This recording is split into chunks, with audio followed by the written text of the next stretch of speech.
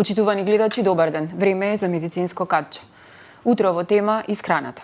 Како се хранат македонците? Колку сол ни е потребна во исхраната? Што се јадеме солено, а не сме свесни? Утрово на ова, но и на дел од овие теми зборуваме со магистер Ана Антовска, клинички нутриционист од приватната болница Аџибадем Систина. Господја Антовска, добар ден. Добар ден, благодарам на поканата. Најавив дел за она што ќе зборуваме утрово. Ајде најпрво една општа тема, како се хранат македонците. Јас сум изненадена во последно време колку луѓето внимаваат на исхраната. Многу од нив се трудат, не успеваат 100%, сега 100% не знам и кој се храни здраво. Во принцип е малку потешко со оглед на брзиот начин на живот, на тоа мислам. Меѓутоа, навистина има експанзија во начинот на исхрана кој што е здрав. Тоа значи дека многу се почесто застапена физичката активност кај популацијата, особено кај младата популација, што многу ме радува, затоа што едноставно физичката активност е пас за здрав живот и нормално нутритивните навики, така што да, можам да кажам дека дефинитивно македонската популација во последниве барем 10 години, колку што ете јас се занимавам и повеќе од 10 години со оваа професија, дефинитивно се трудат да се хранат здраво. Дали ова значи, еве ваше во искуство, што зборува дека станува збор за некој моден тренд и дали она што се декларира, а се продава како здраво е навистина здраво? Бидејќи постојано се вели нели протеинска исхрана, па имаме протеински барови, додатоци во исхрана, или сепак останува она здраво приготвување на домашна храна како ваша препорака? Па ние нутриционистите секогаш сме поборници на користење на храна во природна форма. Тоа значи што повеќе готвење, што помалку пакувана храна. Секоја здрава храна секоја храна декларирана како здрава не е здрава, особено како што веќе реков пакуваната, бидејќи содржи разни адитиви, конзерванси и додатоци кои што со прекумерно консумирање може да направат одредени здравствени проблеми или да внесеме премногу хемикали кои што на нашиот организам не му се потребни. Протеински барови, многу дискутабилно е сега, оние кои што ги внесуваат секој ден сигурно ќе ми противречат, меѓутоа добро, секој има свој став.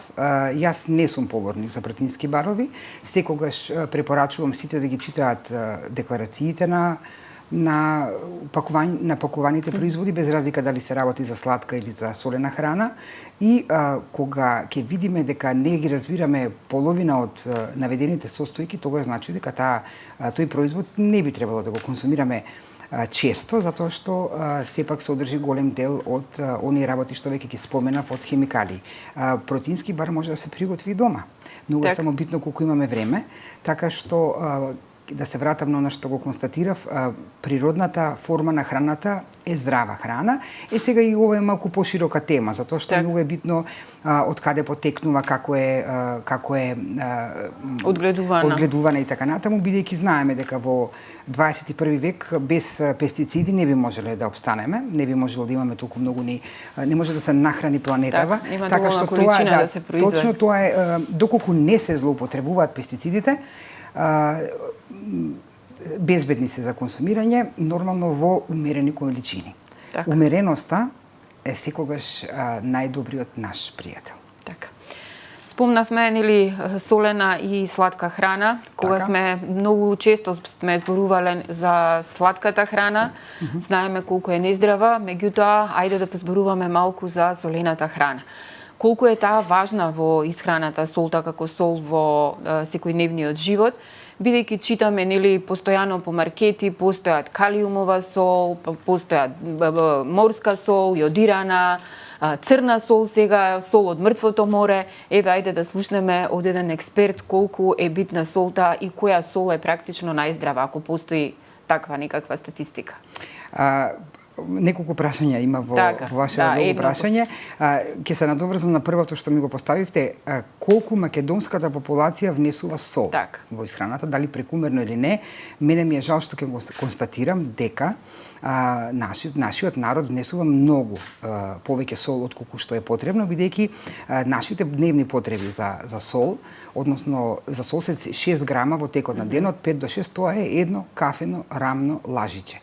Замислете сега, кога се купува пакувана храна, тука има многу скриен натриум, А натриумот не ни е потребен бидејќи во вишок зборам, бидејќи натриумот сам по себе го регулира крвниот притисок, доколку се внесува во поголема количина од потребното, едноставно околу 2 грама дневно е тоа, доаѓа до може да сигурно се покачува крвниот притисок, особено кај луѓе кои што се хипертоничари, значи кои што веќе се на терапија, може да се оштетат бубрезите, бидејќи со самото внесување на повеќе сол се ствара повеќе течност во организмот и тие треба повеќе да филтрираат, така што може да се наруши нивната функција доколку тоа е долготрајно и во многу големи количини. Исто така, внесот на натриум игра негативна улога, односно го зголемува ризикот од мозочен удар и дури може да ја наруши густината на коските, односно да се јави остеопороза, така што сепак мораме многу да внимаваме колку сол внесуваме во текот на денот, тоест колку натриум. Што би значило тоа?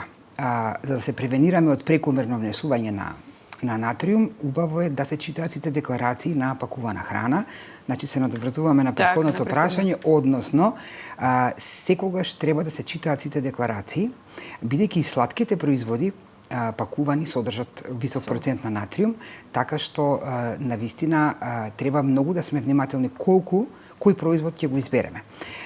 Тука би споменала дека ферментираните производи, бидејќи солта е одличен конзерванс, ферментираните кисели производи како кисела зелка, како кисели краставички, кои што се многу вкусни, ги јадеме во зима и се богати со пробиотици, значи од една страна имаме супер бенефит од нив, а од друга страна доколку се претера, хипертоничари не треба да претеруваат со истата, треба дури ако може да ја малку чуваат зелката во вода пред да ја консумираат и таа порција да биде не повеќе од 150 грама, тоа се 2 дланки споени, за да не дојде до покачување на крвниот притисок. Исто така натриумот е сокриен во се она што е чадено, значи во чадено месо, во чадени сувомесни производи, го имаме многу во крекери, во овесна каша, која што е сладка, а е пакувана. Затоа секогаш, бидејќи е многу модерна и овесот е така една убава житарка која што има многу влакна растителни и овозможува ситост, препорачувам да бидат овесни трици, не снегулки, бидејќи снегулките се експандирани, многу преработувани со многу низок нутритивен квалитет, да бидат трици, да бидат пакувани само како трици, значи да не се внесуваат производи кои што се комбинирани внатре со суво овошје, со едноставно готови каши. Потоа сите преработки од месо, кои што не се месни всушност, туку се само не се месни, значи од виршли, од колбаси, тоа е нешто што јас никогаш не го препорачувам, меѓутоа не велам дека не треба човек да проба се што му се јаде некогаш, меѓутоа тоа е некогаш е едно, а друго е секој втор ден. Потоа во конзервирана храна, се што е конзервирано во конзерва, па дури и во тегла, а е солено, содржи висок процент на натриум. И затоа внимателно со внесувањето на храна која што е произведена, односно процесирана. Нормално сланината е прекрасна за зимно време, може да се земе малку, меѓутоа да не биде тоа секој ден. Тие пршути, печеници, се она што е вкусно, треба да се навистина да се внимава со нивниот внес, така што тоа е нешто што би сакала да го посочам кај нагледачите. Ајде, вториот дел од прашањето сега за солта. Еден куп сол се продава со различни имиња. Дали е доволно јодирана таа сол и која е, пак ќе повторам, најдобра ако постои такво нешто? Па во модерново време се појавија неколку видови на сол, значи хималајска сол, која што потекнува од Пакистан, од рудници во Пакистан, и која што е црвеникава заради железни оксиди кои што ги содржи, има одредени минерали внатре кои што сепак се во трагови, во принцип е нејодирана, меѓутоа излегува сега брендови дека е јодирана. Потоа келтска сол. Келтската сол не ја познаваат многу луѓе, таа е сол која што се собира во морските лагуни од северозападна Франција, повлажна е при допир, односно не е многу сува, затоа што се произведува, односно се собира на традиционален начин, и затоа е влажна, има некоја сивкаста боја и е побогата со минерали од хималајската сол, со тоа што пак се тие оливоелементи, односно минерали во трагови и е добра, многу е пропагираат, ама сето тоа е маркетинг.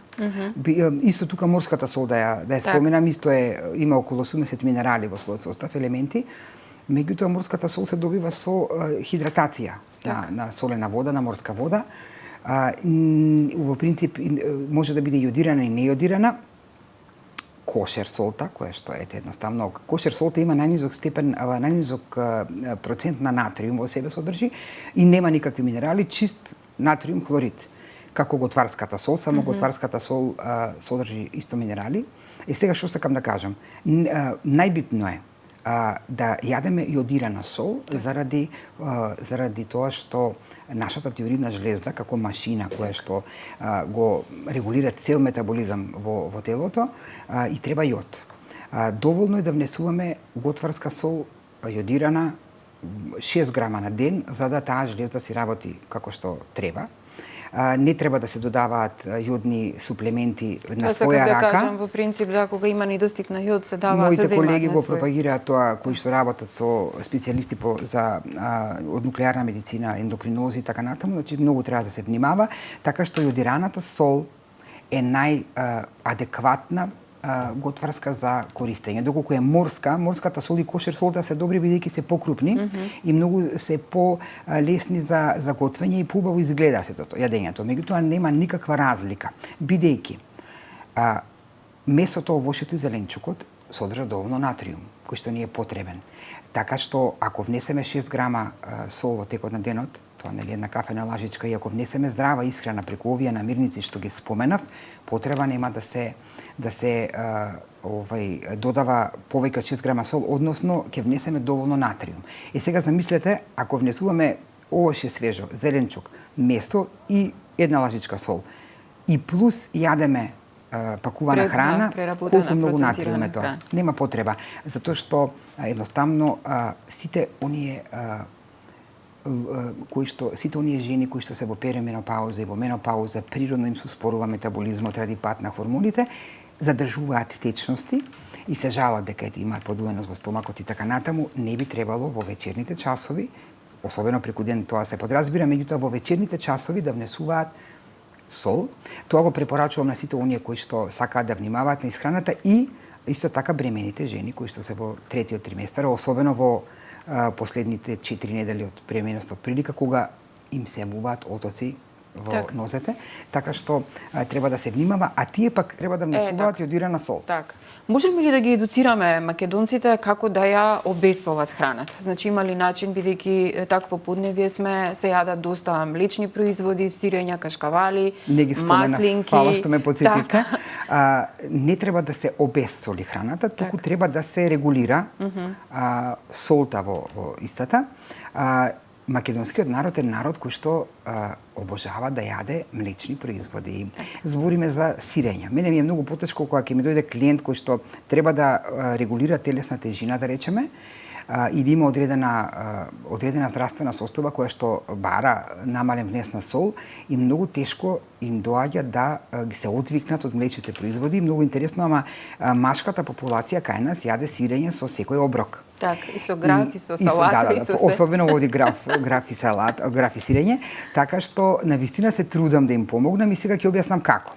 3 недели се доволен период за една индивидуа да се навикне на помалку сол во исхраната. Никако храната не сме да биде блуткава, да не биде вкусна, да биде несолена, треба да биде умерено солена. Тоа значи дека постепено треба да се намалува внесот на солта во одреден готвен оброк, затоа што рецепторите за вкус ќе се адаптираат на таа нова состојба, а при тоа секако дека ќе ги исфрлат сите оние пакувани работи кои што ги зборевме. Јас зборувам сега за готвена храна, значи храна која што ја добиваме во природна форма. И тука сакам да споменам еден отров кој што го внесуваме секојдневно, како македонски народ, ќе повторам, и жал ми е што е така. Јас навистина се трудам и во секој диететски протокол што го давам на моите клиенти, болдирам да не се внесува сув зачин, во било која форма. Сега кај нас е познат како Вегета. Вегета, мислам, не сакам да спомнувам брендови, меѓутоа така го знаат. Така како памперс пелени. Да, так. Точно.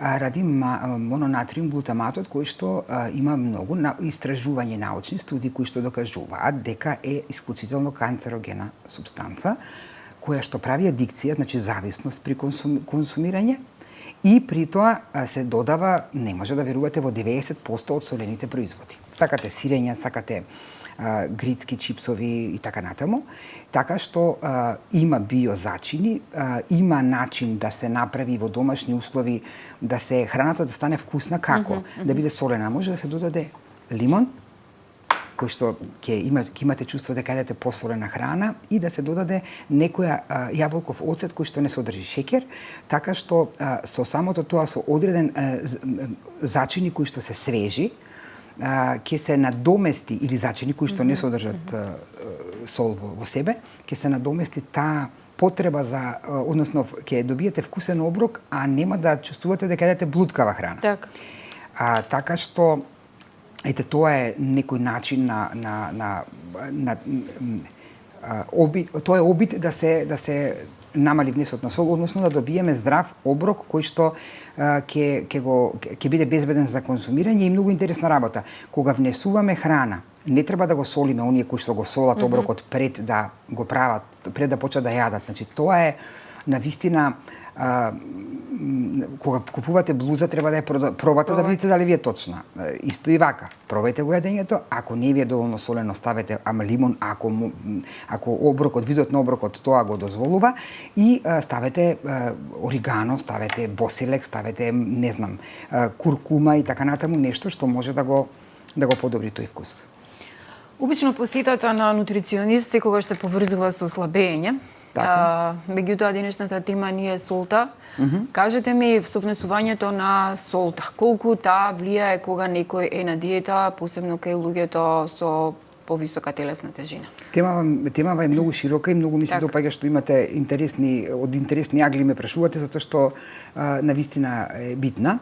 Јас работам со клиенти кои што сакаат да редуцираат телесната тежина, и имаме многу успешни приказни, тоа ми е многу мило, меѓутоа и секако диетотерапија. Многу е важно, внесот на сол е многу важен, морам да го кажам ова бидејќи го изумив, извинете, кај оние луѓе што имаат Хашимото. Значи, метаболизмот е успорен и се склони кон задржување на вода, така што треба да се внимава да не се внесува сол после 18 часот, доколку не можете да издржите до 18, нека биде 19 часот, меѓутоа не сол во вечерните часови. Солта ја задржува водата и кога се слабее, при тоа е многу интересно, ако имате, треба да имате физичка активност, треба да има баланс. Значи, храната треба да биде доволно солена, односно да се внесуваат 6 грама во текот на денот, не да биде несолена, бидејќи при потење и физичка активност спортистите губат натриум, и тоа исто не е пожелно. Значи, треба да се убаво хидрираат и да се надомести тој натриум, така што секако дека на вага ќе бидете потешка доколку изедете нешто солено навечер. Некои луѓе, јас мои клиенти ги препознавам, значи кога дојдат, оток имаат во лицето, ми покажува вагата 1 до 2 килограми повеќе, така што да, не е пријатно, односно не е прифатливо да се внесува сол, бидејќи навистина ги враќа чекор наназад. Таа сол, вишок сол да се извади од организмот, да се издренира, потребно е кај некои луѓе и до, поготово со Хашимото, 1 до 2 дена. Во тој случај треба да пијат вода со лимон, литар и нешто вода со цедена, 1 портокал, и да се пие во мали голтки, да се мокри, или да се земе чај од Макдонос, од свеж Макдонос, доколку немаат проблем со низок притисок, бидејќи магнезиум, чајот од Макдонос многу брзо го бутка притисокот и некој може да колабира од 2 шоли. Така да, многу е битно да се внимава на внесот на сол при регулирање на телесната тежина. Значи, темата ни е многу широка, меѓутоа времето ни е кратко. Ајде за крај една препорака до гледачите. Кога е солта во прашање, да им препорачаме што треба да прават, нели 6 грама веќе кажавме дека е максималната, така што не е изводливо секако.